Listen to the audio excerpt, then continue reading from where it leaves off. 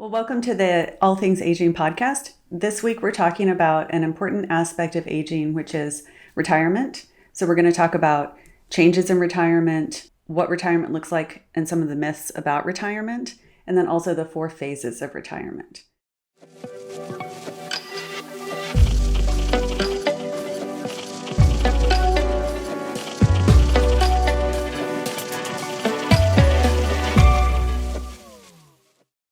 So we're going to start out with expert Amy. Okay.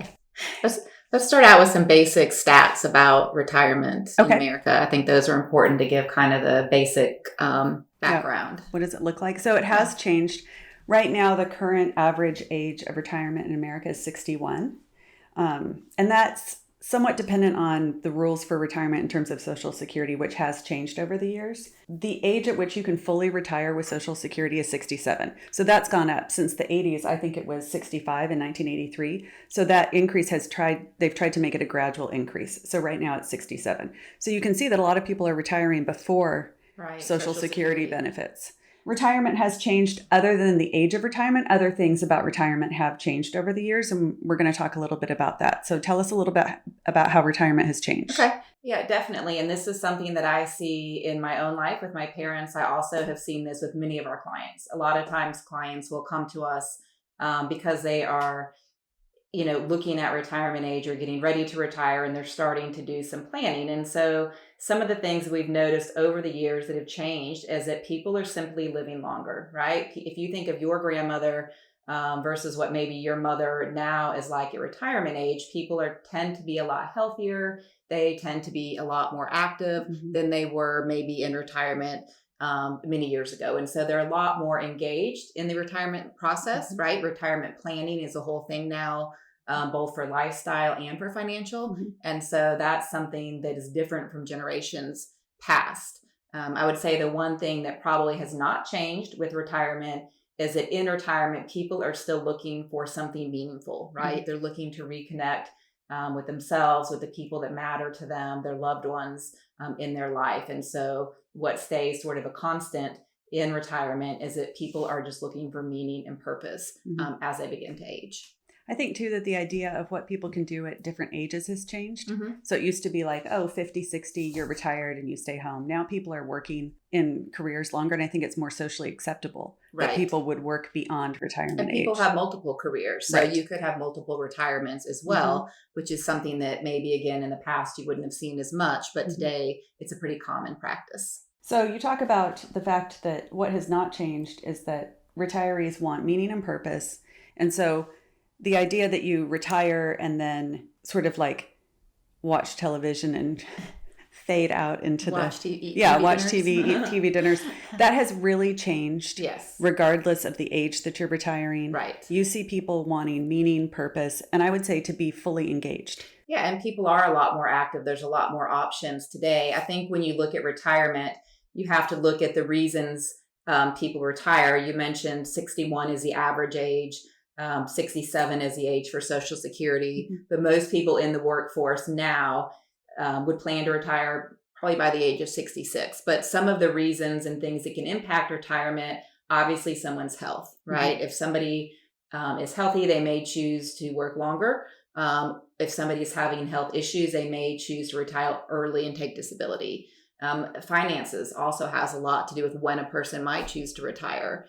If somebody has done financial planning and they feel like they're able to take a step back from what their primary job and source of income has been, then some of those people may retire earlier versus somebody who perhaps didn't plan for retirement, has been, kind of working paycheck to paycheck, or just doesn't have that savings for whatever life circumstances were, then those people may need to work a little bit longer.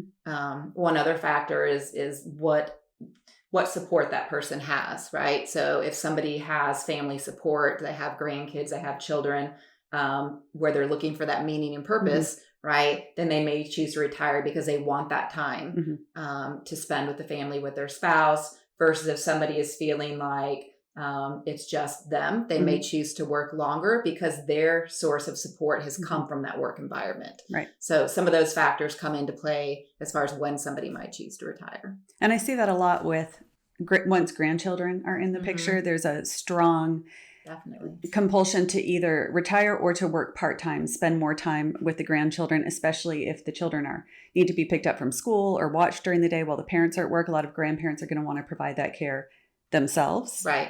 But also I see too, people can have the best laid retirement plans and then the economy can crash, things can fall apart, and people are working much longer later than anticipated or expected. So I don't know that there's like a clear plan that you can map out and that you're going to stick to it for sure. I think it's more flexible now. Right. And one of the articles that I know we recently did was on kind of those 4 phases of retirement. And so I know you've done some research in that area that are, of course, everybody goes through different phases at different times and has different experiences, but there are sort of some trends that we see in retirement. And I know that you've done some research in that area. Yeah. So one of the most popular TED Talks, so anybody can look it up on YouTube, is by Dr. Riley Moynes.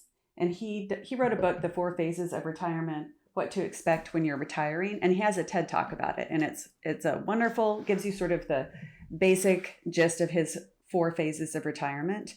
And so there's lots of different phases of retirement, depending on which expert you ask, different schools, universities. But his tends to resonate a lot with a lot of people. So the 4 phases, the first one is the vacation phase. So this is like, I'm sick of working. I'm sick of the bureaucracy. I hear that a lot. Like, are you ready to retire? Yep, I'm ready to be out of here. I don't want to answer emails, show up for formation, whatever it is. And so there's this idea that you're going to travel, spend time with your grandkids. It's exciting. Yeah. You're going to do all the things that you didn't do because you were working. Right. So what do you see when you work with clients who are just starting this vacation phase? There's a lot of travel. I think there's a lot of people always wanted to do this thing or always wanted to go to this place. And so I think when people are first retiring, like you said, there's just some excitement about it. There's some energy there and they're ready to make a change. And then the second phase is the loss phase. And this is the phase where people are starting to feel, ironically, the loss of the work life. So that life that they were so ready to put behind them and the meetings and the emails, there's a sense of loss of maybe the camaraderie that was involved in those work environments. And that routine and the stability it provided. I think people, after the vacation's kind of over, they realize that they no longer have that routine of getting up and going to work, and this is what they did, and then they came home. So I think there is a loss there that does need to be processed at some point in the retirement process. And I see too with people who are bored in retirement. So they think, oh, I'm going to play golf. And then they might get bored playing golf every single day for 5 days. And so the thing that they were most excited to do, which is really a hobby, isn't filling all of the sense of identity and purpose that they're looking for. Right. That makes sense. The third phase is trial and error. So this is like, okay, this was fun. Well, now this is boring. And now this kind of like, what am I going to do now? What am I going to do? What do you see with that? I think it's like the figure it out stage, right? Of trial and loss. This is also where we see that some people go back for a second career.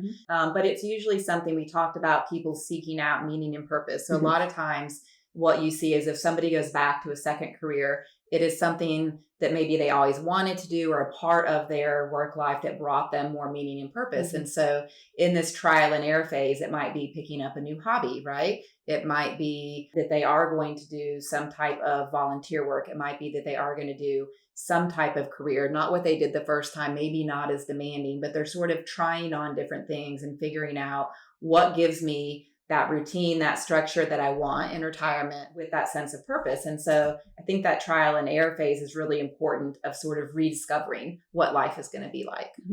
And I see a lot of people who are, they wanted to do something usually artistic or something that didn't make a lot of money when they were younger. And they were like, well, this isn't a good career. And now this is a great career because they're not, the career and the purpose behind the career is different than the first career. And so I think it was Robert Brooks wrote the book, The Second Mountain, and he talks about the second mountain. So the first mountain is the one where you're climbing and building all of the things society told you to do, right? Have the career, have the family, have this house in suburbia. And then the second mountain is, what are my values right now? And your values may have shifted and changed over time. And what career or hobby or how am I going to spend my time to reflect the values that I have today? And that really opens up when you're not trying to provide for a family. Right. That opens up a lot of options. And people have to kind of try it out. People might have dreamed their whole lives of like being in a band as the guitar player, and then they do it and it's a disaster and it's Now wasted you're saying hours. you're going to be in a band, Amy? I like the term. Play the Sometimes people triangle. talk about like the second 50, right? Right. Like you had kind of that first part of your life, maybe childbearing, work, everything else, Right. and whatever you did. And then sort of that second 50, you kind of reinvent yourself. And that's kind of what retirement has become. So I think that trial and error is just a process of doing that. And it's a good time, I think, to explore with Mhm. fewer consequences for failure, right? You don't have the little kids at home, or you've already built a successful career. So this time you can go and kind of explore a little bit more. Definitely. And then the fourth phase that Moynes talks about is reinvent and rewire. So this renewed sense of purpose and direction. So trial and error is a little bit uncomfortable. You're trying, it might work out, it might not work out. And then you latch onto something that you really feel is a good fit. And then you're reinventing and rewiring. Yeah, and I think you've sort of rewired the brain. I think you can, it's like a successful adjustment, right? So you've figured out through the excitement and the vacation and the loss and then the kind of trial and error, you figured out how to rewire your thought processes to where you're sort of at peace, hopefully. Mhm. Now, obviously, different things come up and there's different factors. And retirement for some people doesn't go the way they thought. And we'll talk about some of those reasons in a minute.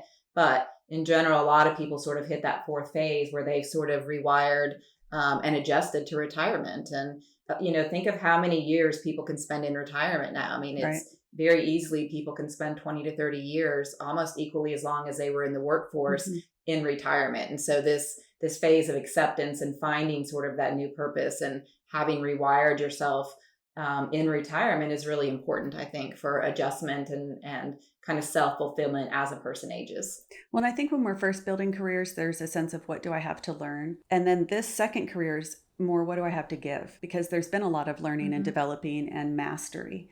And a lot of people find careers where they're giving back and offering some of the wisdom that they've developed over the years. And I think that can be very Mhm. rewarding. Definitely. That's why volunteering is so Mhm. popular.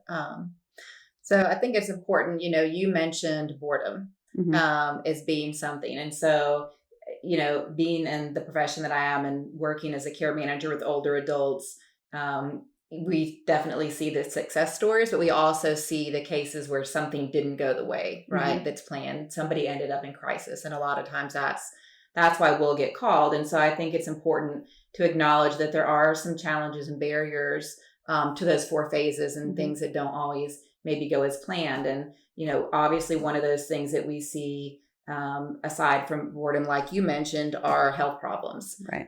Many of us have this idea of retirement and, I'm going to go live on a cruise ship and play pickleball and it's going to be great, but things don't always go that way. So somebody could develop a new health diagnosis. Their spouse could develop a health diagnosis. Their spouse could die. I mean, there's a lot of things that happen that sort of throw us off course. And so those are the times when we really have to sometimes seek out help, whether it be Mhm. counseling, care management, to sort of get through those challenges because it's not what we envisioned that retirement would be. Financial issues are another one that come Mhm. up. I may really want to retire and I thought I planned really well, but I planned to live, to age 80 and here I am at age 90 and maybe Right. have 10 more years to go. Mhm. And so I think sometimes financial constraints come into play or somebody has an unexpected expense, Mhm. whether it's due to healthcare or family or Mhm. housing or whatever it may be. Having planned the financial piece of that can be a real barrier to finding Mhm. that acceptance and purpose as well and having Mhm. to sort of readjust your plan. One of the other things that we commonly see when people come to us that wasn't anticipated as a part of retirement are family dynamics. Mhm. So if you think about a two-person household where either one or both of those people spent every day away from the home, Right. right? And they were working and now all of a sudden you have everybody at home, right? Having breakfast and then we're not going our separate ways. We're going to spend the Mhm. whole day together. Mhm. That can be a readjustment for couples. That can be a readjustment for parents. Can be a readjustment for maybe the adult children that are still active in mom and dad's life. And so managing those family dynamics is a common challenge because roles are shifting. Right. And so that's another thing that I think, and maybe a whole nother topic we can talk about, but as those roles change with the family dynamics, that can be a challenge in retirement as well. And it can also be challenging when one person in retirement is able to find the meaning and purpose in the career or the hobby or fill their time with the things that they love. And then the other person hasn't found that yet. Yeah. And they feel either left behind or they want to attach themselves to their spouse's purpose. Right. And sometimes that can create conflict because this is really the first time that you might be able to actually do something together Yeah. with shared purpose and meaning. And that can be difficult to figure out how it fits for both people. Yeah, and not to go too far down that road, we'll bring it back to a positive, I promise. But there's a whole nother phenomenon of the gray divorce, right? Of people that realize later in life, once, maybe kids are grown or careers are over and they're trying to find that new purpose in retirement, that maybe they don't have as much in common anymore as they thought. And so that, again, for another day, we'll talk about. But, we've done a lot of research on the gray divorce as well. And so that's, those changing family dynamics. But for the purposes of our conversation today, I think what we want our listeners to take away is that retirement is, something that a lot of us look forward to, but it's definitely something where you're going to go through some different phases. There's going to be some changes, and that's completely normal. And I guess it's sort of embracing that and going through the process to kind of find your new normal, and what purpose and meaning that can give your life. And offering support for the people you love who might be going through that retirement, whether it's your spouse or your parent or even a sibling, as they begin to transition out. Understanding the phases and sort of being able to pay attention and support them through those phases is really helpful rather than, well, you said you wanted to be retired and now you're retired. For years. Yeah. And really just then starting that gentle conversation of tell me what you're interested in or tell me how you're feeling about this. Yeah. And this is a topic we've spent a lot of time with for purposes of today. We'll wrap it up. But if you all have questions, if you have other topics that are related to retirement, we love exploring those with our listeners. So please type them in the comments and we'll be sure to address them.